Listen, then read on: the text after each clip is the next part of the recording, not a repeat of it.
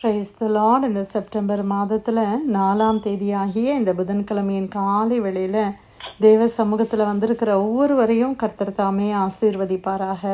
இந்த நாளிலும் நம்ம தியானிக்கிற கர்த்தருடைய வார்த்தை நம்முடைய பரிசுத்த வேதாகமத்தில் யோசுவாவின் புஸ்தகம் 6ஆம் அதிகாரம் 5வது வசனம். The book of Joshua chapter 6 verse 5.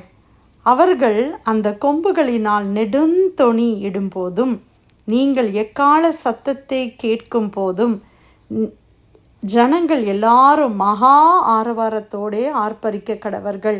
அப்பொழுது பட்டணத்தின் அலங்கம் இடிந்து விழும். உடனே ஜனங்கள் அவரவர் தங்களுக்கு நேராக ஏறக்கடவர்கள் என்றார். அல்லேலூயா. கர்த்தருடைய அருமையான இந்த வார்த்தைக்காக இந்த காலை வேளையில் நம்ம தேவனை ஸ்தோத்திரிக்கலாமா?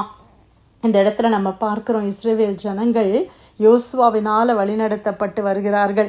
கானானை சுதந்திரிப்பதற்கு முன்பாக அவர்களுக்கு ஒரு பெரிய தடையாக இந்த எரிகோ கோட்டை, அது ஒரு பெரிய மதில், அது ஒரு காம்பவுண்ட் வால் அப்படின்னு சொல்கிறத விட அது ஒரு கோட்டை, ஒரு ஃபோர்ட் மாதிரி அவ்வளோ பெரிய ஒரு மதில் அவங்களுக்கு முன்பாக நிற்கிறது. அந்த கோட்டை முன்பாக நிற்கிறது. அப்போ ஆண்டவர் ஒரு காரியத்தை அவங்களுக்கு செய்ய சொல்லுகிறார். ஆண்டவர் என்ன சொல்கிறார்னா, எரிகோ இஸ்ரவேல் புத்திரருக்கு முன்பாக அடைக்கப்பட்டிருந்தது. ஒருவரும் வெளியே போகவும் இல்லை, ஒருவரும் உள்ளே வரவும் இல்லை. கர்த்தர் யோசுவாவை நோக்கி, இதோ எரிகோவையும் அதன் ராஜாவையும் யுத்த வீரரையும் உன் கையிலே ஒப்பு கொடுத்தேன். யுத்த புருஷராகிய நீங்கள் அனைவரும் பட்டணத்தை சூழ்ந்து ஒரு தரம் சுற்றி வாருங்கள். இப்படி 6 நாள் செய்ய கடவீர்கள். அப்போ ஆண்டவர் என்ன சொல்கிறாரு? 6 நாட்கள், ஒவ்வொரு நாளும் ஒரு தடவை அதை சுற்றி வரணுமா. 6 நாட்கள் அவங்க அந்த மாதிரி செய்ய வேண்டும் என்று அவங்களுக்கு சொல்லப்படுகிறத நம்ம பார்க்குறோம். அவங்க அந்த சுற்றி வர்ற நாட்களில் 10வது வசனத்தை வாசிக்கும்போது, யோசுவா ஜனங்களை நோக்கி, நான் சொல்லும் நாள் மட்டும் நீங்கள் ஆர்ப்பரியாமலும் உங்கள் வாயினால் சத்தம் காட்டாமலும் இருங்கள். உங்கள் வாயிலிருந்து ஒரு பேச்சும் புறப்பட வேண்டாம். ஆர்ப்பரியுங்கள் என்று உங்களுக்கு நான் சொல்லும் நாளிலே ஆர்ப்பரிப்பீர்களாக என்று கட்டளையிட்டிருந்தான். அப்போ இந்த 6 நாளும் அவங்க ஒரு வார்த்தை பேசக்கூடாது. அவங்க அமைதியாக மௌனமாக அவங்க என்ன செய்யணுமா, அந்த எரிகோ வாலை சுற்றி அவங்க வரணும். அப்போ யோசித்து பாருங்கள், நம்ம அந்த மாதிரி ஒரு சூழ்நிலையில் நம்ம சுற்றி வருகிறோன்னு வச்சுக்கோங்களேன். அப்போ எல்லோரும் எப்படி எல்லாம் சிரிச்சிருப்பாங்கள்ல, என்னெல்லாம் சொல்லி அவங்கள கேலி பண்ணியிருப்பாங்க. என்ன பண்ணுறாங்க இவங்க, ஏதாவது ஒரு லாஜிக்கே இல்லாமல் அந்த காரியத்தை அவங்க செய்கிறாங்க. ஆனால் ஆண்டவருடைய வார்த்தைக்கு அவங்க அப்படியே கீழ்ப்படிந்தாங்க. பிரியமானவர்களை, ஆனால் ஆண்டவர் சொல்கிறாரு, யோசுவா சொல்லுகிறாரு, 6 நாட்கள் ஒவ்வொரு நாளும் அந்த மாதிரி அவங்க சுற்றி வர வேண்டும். 7வது நாளில் 7 ஆசாரியர் பெட்டிக்கு முன்பாக 7 கொம்பு எக்காங்களங்களை பிடித்து கொண்டு போக வேண்டும். 7ஆம் நாளில் பட்டணத்தை 7 தரம் சுற்றி வர கடவர்கள். ஆசாரியர் எக்காலங்களை ஊத வேண்டும். 7வது நாள் அவங்க 7 தடவை. அப்போ எவ்வளோ டயர்டாக இருப்பாங்க, எவ்வளோ எக்ஸாஸ்டடாக இருப்பாங்க இல்லையா? அப்போ அந்த எக்காலம் ஊதப்படும் பொழுது, அந்த கொம்புகளினால் நெடுந்தணி இடும்போது, நீங்கள் எக்கால சத்தத்தை கேட்கும்போது ஜனங்கள் எல்லாரும் என்ன செய்யணுமா, மகா ஆரவாரத்தோடே ஆர்ப்பரிக்க கடவர்கள். அப்பொழுது பட்டணத்தின் அலங்கம் இடிந்து விழும். ஜனங்கள் அவரவர் தங்களுக்கு நேரே ஏறக்கடவர்கள் என்றான். ஆமென். 7வது நாளில் 7 தடவை சுற்றி வந்து எக்காலம் ஊதும் பொழுது ஆர்ப்பரியுங்கள் அப்படின்னு சொல்லப்படும் போது அவங்கெல்லாம் மகா சத்தத்தோடு, ஷவுட்டா, அல்ல ஒரு பெரிய சத்தத்தோடு அவங்க ஆர்ப்பரிக்கணும். அப்போ எரிகோ மதில் உடைந்து கீழே தரைமட்டமாக விழும் என்று ஆண்டவர் சொல்லியிருந்தார். அதே போல் நடந்தது அப்படின்னு அதுக்கு அடுத்து உள்ள வசனங்களை நம்ம வாசித்தா நம்ம புரிஞ்சு கொள்ளுகிறோம். இந்த எரிகோ கோட்டைன்றது ஒரு பெரிய கோட்டை.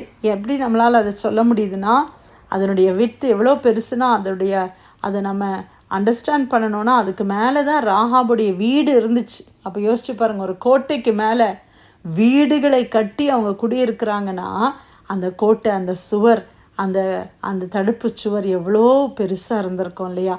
அது அவங்களால கையினால் உடைச்சிருக்கவே முடியாது. அவ்வளோ ஒரு ஸ்ட்ராங் வால், ஒரு ஃபோர்ட்ரஸ். ஆனால் தேவன் சுலபமாக அவர்களுக்கு அதை உடைத்து கொடுத்தார். எப்படி உடைத்தார்? ஆண்டவருடைய பிள்ளைகள் ஆண்டவருக்கு கீழ்ப்படிந்தார்கள். யோசுவா என்ன சொன்னாரோ அது ஜனங்கள் அப்படியே கீழ்ப்படிந்தாங்க. ஒருத்தர் கூட பேசக்கூடாது.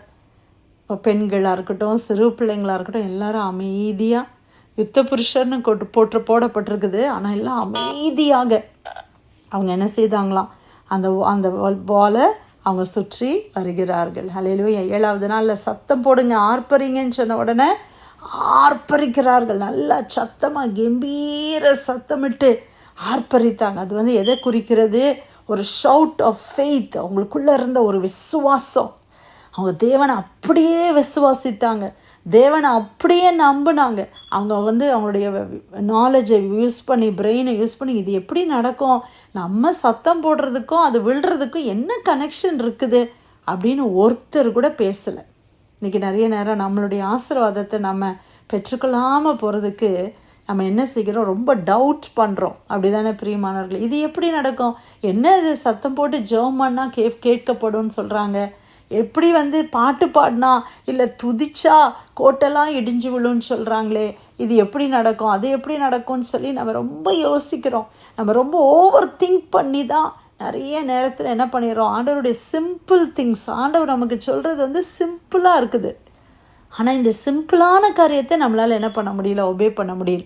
அன்றைக்கி பாருங்கள், நாகமானுடைய குஷ்டம் நீங்கணும்னா தீர்க்கதரிசி சொல்கிறாரு, நீ யோர்தான் நதியில் போய் நீ மூழ்கி 7வது தடவை நீ சரியாயிருவ. அவனால் அதை அக்செப்டே பண்ண முடியல. அவன் என்ன செய்கிறான், அவன் மூளையில் யோசிக்கிறான். அவன் சொல்கிறான், எங்கள் ஊரில் நதி இல்லையா, இங்கே இந்த நதியிலையா நான் மூழ்கணும், இப்படியா ஆண்டவர் எனக்கு சுகம் கொடுப்பார், நீ வெளியில் எனக்கு கை வச்சு ஜெபம் பண்ணுவேன்ல நான் நினச்சேன் அப்படின்னு. அப்போ அவங்களாம் சொல்கிறாங்க, சிம்பிளான காரியத்தை தானே சொல்லியிருக்கிறாரு, சுலபமான காரியம் தானே, கீழ்ப்படிஞ்சு தான் பார்க்கலாமே. ஆனால் இன்றைக்கி நமக்கு ஆண்டவர் சிம்பிளாக சொல்கிறாங்க, நம்மளால் என்ன செய்ய முடியல, அதுக்கு ஒபே பண்ண முடியல. ஆண்டவருடைய பிரமாணங்கள் பாரமானவைகள் அல்லவே. ஆண்டவருடைய காரியங்கள்லாம் நம்மளை பாரப்படுத்து, நம்மளை உடலை வருத்தணும், இதை பண்ணு அதை பண்ணு அப்படிலாம் ஆண்டவர் சொல்லலை. நீ உண்மையான இருதயத்தோடு என்னை நோக்கி கூப்பிடு, என் வழிகளில் நீ நட, நான் உனக்கு பதில் கொடுப்பேன், நான் உனக்கு பாதையை செவ்வ காட்டுவேன் தான் ஆண்டவர் சொல்கிறாங்க இல்லையா. அப்போ சிம்பிளான காரியம் அதை நம்ம செய்யும் பொழுது நிச்சயமாக அங்கே ஒரு ஆசீர்வாதம் இருக்கிறது. ஹல்லேலூயா. உங்களுடைய கானானாகிய உங்களுடைய வாக்குத்தத்தத்தை சுதந்திரிப்பதற்கு தடையாக எந்த எரிகோ மதில், எந்த எரிகோ கோட்டை நமக்கு தடையாக இருந்தாலும், பிரியமானவர்களே, இன்றைக்கி நம்ம தியானித்த வார்த்தையின்படியாக நம்ம நல்ல விசுவாசத்தோடு நம்ம பாடி துதித்து கர்த்தரை ஆராதிக்கும் பொழுது அது எவ்வளோ பெரிய எரிகோ கோட்டையாக இருந்தாலும் அது தரை மட்டமாக மாறும். ஹல்லேலூயா. விசுவாசிக்கிறீங்களா? அன்றைக்கி பவுலும் சீலாவையும் அடித்து தொழுமரத்தில் கட்டி அப்படியே ஒரு டஞ்சன் மாதிரி ஒரு சிறைச்சாலையில் கொண்டு போய் அடைச்சிருந்தாங்க. அவங்க என்ன பண்ணாங்க, அவங்க அந்த இடத்துல அவங்க ஆண்டவரை பற்றி கேள்வி கேட்டாங்களா, அவங்க கம்ப்ளைண்ட் பண்ணாங்களா, அவங்க மர்மர் பண்ணாங்களா, அவங்க முறையிட்டாங்களா? இல்லவே இல்லை. ஆண்டவரை பாடி துதித்தாங்கன்னு பார்க்குறோம் இல்லையா. ஆண்டவரை பாடி துதித்த போது என்ன நடந்துச்சு, அந்த இடமே அஸ்திபாரம் அசையத்தக்கதான ஒரு பூமி அதிர்ச்சி, நிலநடுக்கம் வருது. அந்த ஜெயில் செல்லில் ஒரு நிலநடுக்கம், அவங்களுடைய கட்டுகளெல்லாம் அறுந்து போனது. கர்த்தர் விடுதலை கொடுத்தார், ரட்சிப்பு அந்த இடத்துல உண்டானுச்சு.